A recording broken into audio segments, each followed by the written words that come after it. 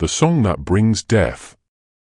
The melody was soft, barely a whisper. It drifted through the window of a fifth-floor apartment in Kolkata, riding on the humid night air like a phantom lullaby. No instruments played it. No radio broadcasted it. No one could say where it came from.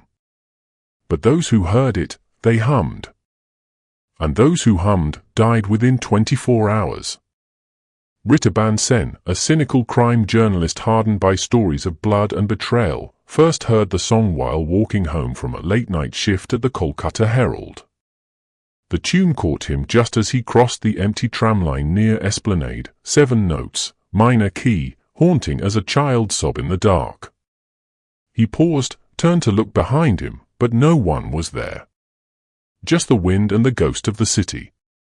By the time he reached his apartment, the tune had nested in his head. He caught himself humming it as he brushed his teeth, the tune slipping out involuntarily. He shook his head, blaming sleep deprivation, and collapsed into bed.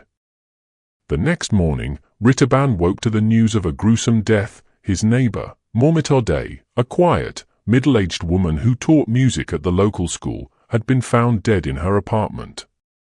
Eyes wide open. Mouth frozen mid-hum. Blood had trickled from her ears. No sign of struggle. No poison. The police were baffled. Ritabhan's curiosity ignited. He remembered passing her door the night before and hearing her humming the same eerie tune. Was it just coincidence? Or was it connected? The journalist in him stirred. He pulled up police records, and soon patterns began to emerge. Over the past 3 weeks, 7 people in the city had died under similar circumstances. All unrelated. All found dead with expressions of fear, blood from the ears, and frozen lips, as if singing a final note. One witness, a 9-year-old boy who had survived, said he heard his elder sister humming a sad ghost song before she died in her sleep. She told me it came in her dreams, the boy whispered to Ritabhan during an unannounced visit. And then she taught me to hum it. But when I tried, I felt a sharp pain in my chest, like something was pulling me from the inside. I stopped. She didn't. Ritabhan now had a dangerous theory. There existed a song, a cursed melody, that once heard, killed those who hummed it. The more he searched, the darker it became. The tune didn't appear in any database, music archives, or folklore records. But the deaths continued, and in every case, someone nearby had heard it too. He contacted an old friend, Shalini Roy, an ethnomusicologist who had spent years studying tribal chants and ancient musical rituals. When he hummed the tune over a call, despite her protest, she screamed at him to stop. "You shouldn't have done that," she said, breathless. "That's not music. That's an invocation." Ritabhan's blood ran cold. Shalini met him that night in person, visibly shaken. "There are stories," she whispered, "among the bulls of Bengal, of a song of unraveling, a tune not meant for the human world.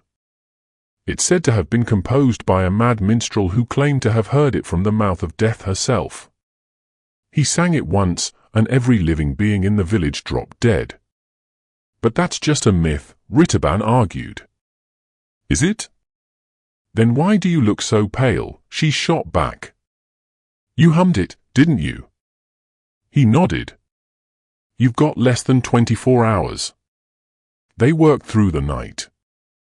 Searching, translating, decoding." Shalini believed that perhaps the song could be countered. Every death song has a silence to neutralize it. A musical antidote.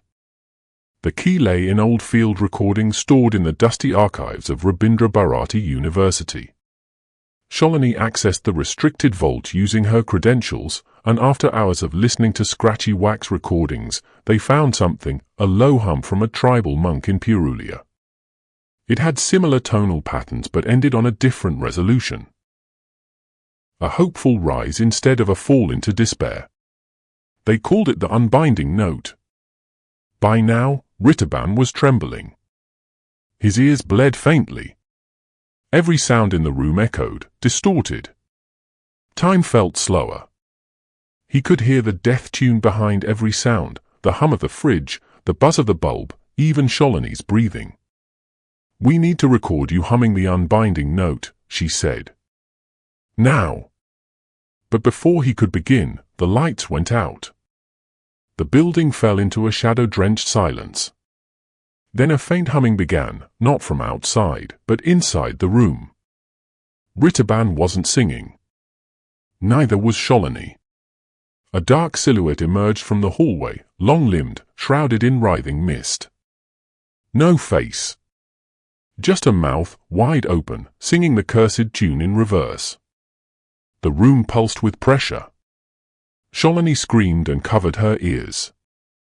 Ritterban stared, transfixed, blood dripping down his face. Then he sang. Not the cursed melody, but the counter-tune. The unbinding note. For a moment, reality fractured. The shadow let out a shrill, bone-splitting cry. Windows shattered. The air throbbed. And then, silence. When Ritterban opened his eyes, the room was empty. No shadow. No humming. Shalini lay unconscious, but breathing. The song was gone from his mind, burned out, cleansed. But something had changed. He wasn't alone. From that day, Ritterban could hear everything. Every secret hum, every unspoken note, every whisper of the wind carried meaning. He had become a vessel. The melody had left its mark. Weeks passed. Death stopped. The city forgot. But late at night, when the wind was just right, a faint tune sometimes drifted through Esplanade. Haunting, melancholic, and incomplete. Waiting for someone to hum it.